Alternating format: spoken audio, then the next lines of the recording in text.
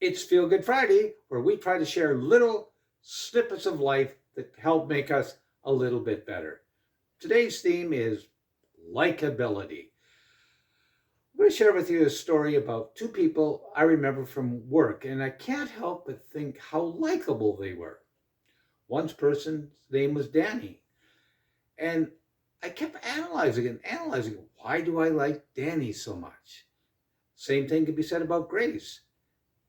I have nothing but positive feelings about her, but when I analyze it, I think, what do I know about Danny? Well, he's a hockey dad. I think he has two kids. I believe he's got a wife, but I don't know much else. After years of working with him, that's not very impressive, but I still found him so likable.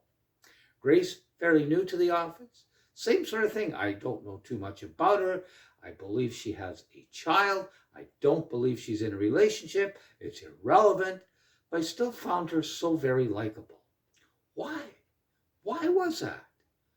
Suddenly it hit me. Danny would call your name from way across the other end of the hallway. Big smile on his face, and it made me feel good. Grace, a little bit more reserved, but every morning she would call me by my name. How are you doing? Colin. Most impressive. And the thing that's very interesting is I hardly know too much about them. They both are smokers, which tends to be something I don't associate with, but still they were so darn likable because they remembered my name. I'm going to share another story that shows, I think, how remembering names can add value.